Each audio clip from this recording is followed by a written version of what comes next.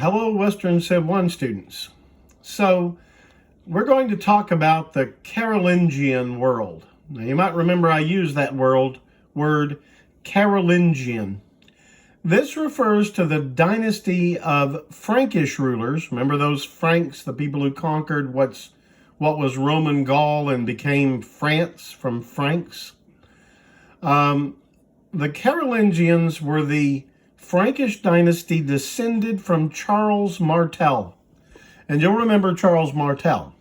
He's the fellow who defeated the Muslim advance at the Battle of Tours. There's Tours right there. So Moorish Muslims crossed the Pyrenees into southern Frankish lands, Aquitania, right here. And at the Battle of Tours, Charles Martel, Charles the Hammer, defeated the Muslim advance in 732 AD, and the Muslims retreated back. They would probe across the Pyrenees a few more times, but Western Europe was saved by Charles Martel's victory at the Battle of Tours in 732. Was saved for Christianity, I guess we could say, instead of Islam. So it's very, very important. The very definition of what it means to be Western was shaped by that one military victory, which until this class, I'll bet you'd never heard of. But it was hugely important. Another reason it was important, it established that the real rulers of the Franks were Charles Martel and his family. Now, Charles Martel was technically not the king of the Franks. He was the mayor of the palace. You'll remember the descendants of Clovis were still the kings of France, of the Franks, but they were just figureheads of an almost trivial quality. They were trotted out. Literally, the last guy was just rolled around in an ox cart for formal ceremonies. The real rulers of France were the mayors of the palace, and Charles Martel was the greatest of those. When he died, he left his mayor of the palace role to his son Pepin the Short. And Pepin in the 750s got tired of being second fiddle, ceremonial at least, to this idiot king. And he wrote the Pope and said, is it not more fitting that those who the Lord has entrusted with the authority of rule should have the title to rule? And the Pope wrote back and said, yes, that is more fitting, and therefore gave papal sanction to Pepin the Short becoming king. He overthrew the last Merovingian king of the Franks and became the first Carolingian king of the Franks.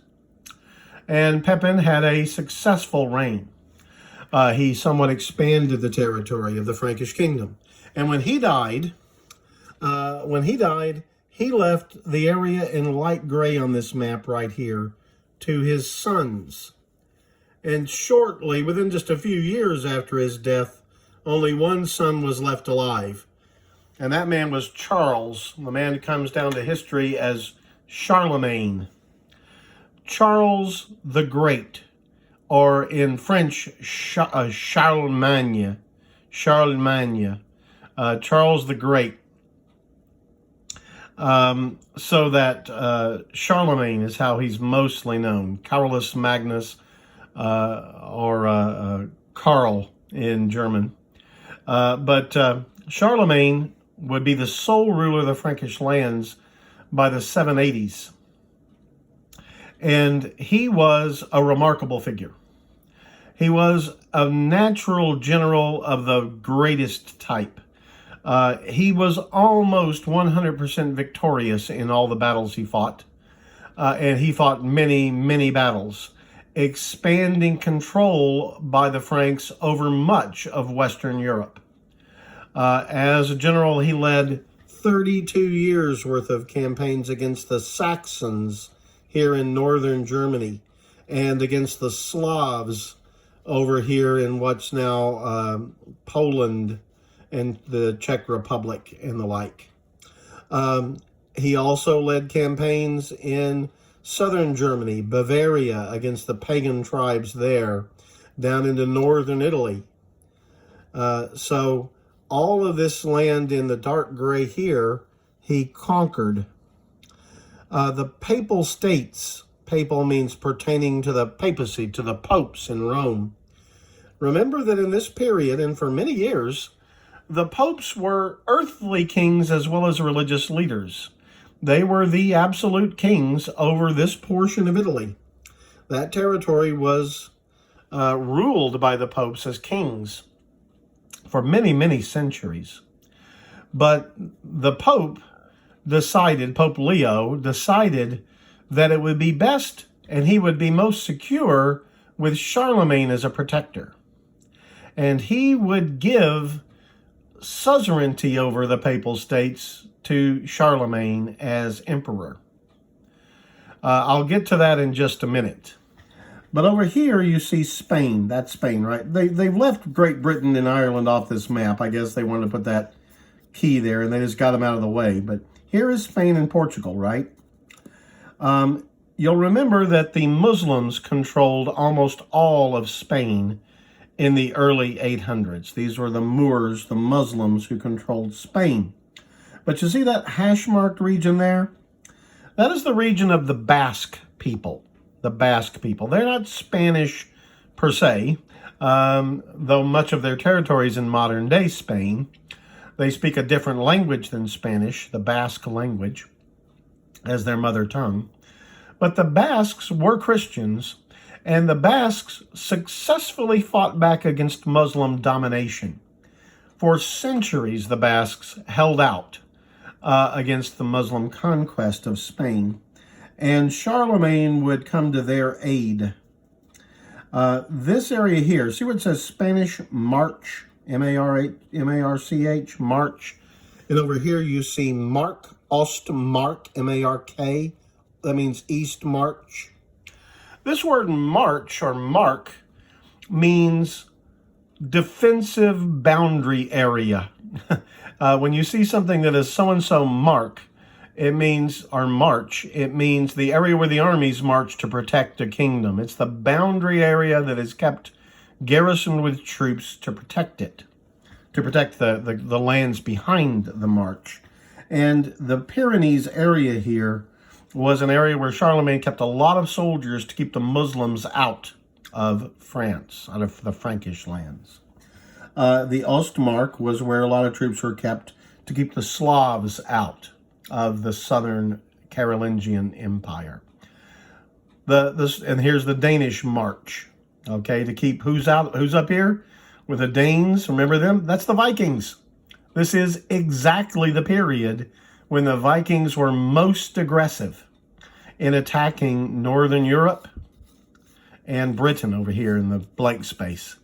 So the Danish March was Frankish soldiers placed to keep the Vikings out. They couldn't stop them from landing in their boats on the coast, but they could keep them from invading on dry land. The story of the Saxons and the Bavarians is very typical. Charlemagne was a Christian, of course. He was a Frank, and you'll remember those were Catholic Christians who were closely tied to the papacy in Rome. And so when he conquered the Saxons, he wanted them to become Christians. And this is certainly not the way missionaries ought to work, and it's not the way any of them would work today.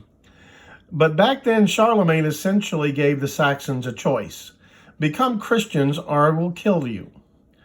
And thousands of Saxons would die rather than give up their pagan heritage.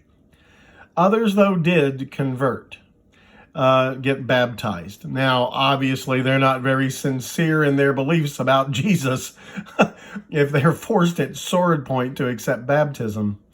But once they were inside the bounds of the church, they could be Christianized. And another thing that Charlemagne did, and St. Columba, the Irish monk, was part of this, St. Aidan, and others, Villebrod, coming over from the British Isles, would help to really convert these people to genuine Christianity after they'd been dominated by Charlemagne's armies. It was those missionaries from the British Isles that really made them Christians.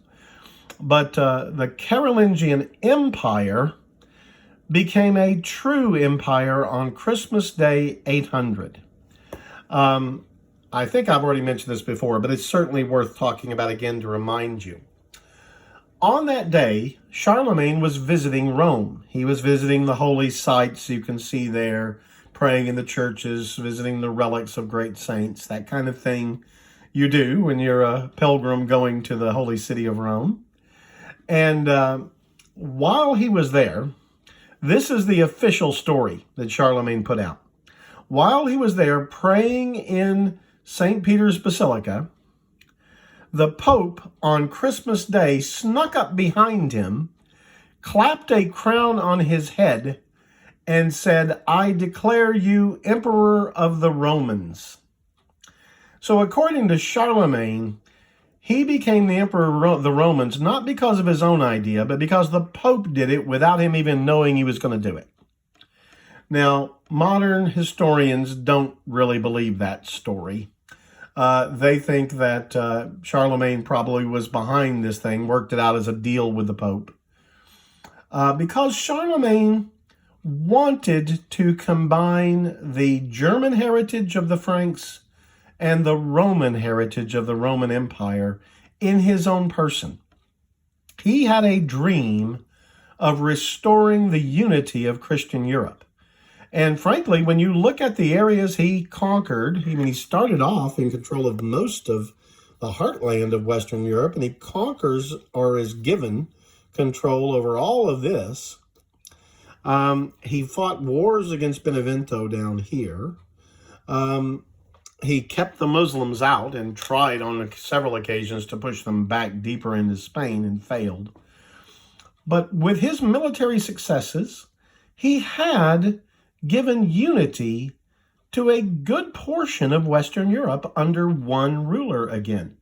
It is the most unified Western Europe had ever been since the collapse of the Western Roman Empire in the late 400s, 375 years earlier. So, in a sense, it was appropriate for him to be called a new Roman emperor in the West. And he used images. He was a Germanic warrior to the core, but sometimes he appeared in a Roman toga. He had a new palace built for himself. I'll show you pictures in the next lecture. He had a new palace built for himself in Germany, but it is modeled on palaces and churches of the Byzantine Empire, the Eastern Roman Empire. So in many ways, he wanted to revive Rome and marry it to his German heritage. And as such, you could argue that Charlemagne is sort of the father of the Western world we know today. The Romance and the Germanic blended together into one European culture is almost the definition of the West from Charlemagne's time to the present. So Charlemagne is a crucially important figure. And he did restore a decent amount of unity. He created an imperial administration. There were officials called Missi Dominici who were sent out by Charlemagne with his authority, and they helped to bring the different regions of the empire under one rule. One law began to spread all over the Carolingian Empire. One coinage, one uniform system of weights and measures. Trade began to revive. The arts began to revive. In the next lecture, we'll talk about the Carolingian Renaissance. Arts, painting, sculpture, literature got a big boost from this new imperial government. More unity in Western Europe than in almost 400 years. Charlemagne is a revered figure today in European history. The European Union, actually, I believe their biggest prize they give out to a European every year is called the Charlemagne Prize because of this. He is a figure who was way ahead of his time. Now, his vision wouldn't last much beyond his lifetime, but it will always be there as a dream. A fascinating man who wanted unity and even a degree of uniformity. The Mass that is used today in the Roman Catholic Church, that is very similar to the Anglican service that I celebrate as a clergyman, that the Lutheran Church uses, the core behind that was actually created by bishops and theologians working with Roman materials given them by the Pope to create a uniform mass throughout all of the Carolingian Empire, from Rome to the shores of the North Sea, to the mountains of the Pyrenees, to the Czech Republic today, so that everybody would say the same words every Sunday, the same worship every Sunday across the whole empire. That vision of unity is Charlemagne's dream. And although he was a German warrior at his heart, he wanted to be a man of learning and peace. No king of the Franks before him ever knew how to read. But Charlemagne, as a grown man, brought over a top English scholar, Alcuin of York, to teach him. And as a grown man in his 40s, he learned to read because he wanted to be an enlightened ruler. Unfortunately, it appears Charlemagne suffered from dysgraphia. And Alcuin, in his biography of Charlemagne, tells a very touching story of how Charlemagne worked and worked to try to learn to write, but that one night he heard the emperor weeping in his bedchamber, and he went to check. And he found Charlemagne weeping over a tablet because he could not write his own name. He was the ruler of Europe, but he wept because he could not write his name. But he did learn to read, and that made him probably the best educated ruler in Europe in 350 years, until the coming of Alfred the Great. But a fascinating man. We'll talk more about the cultural and social developments of the 9th century in the next lecture. Thank you.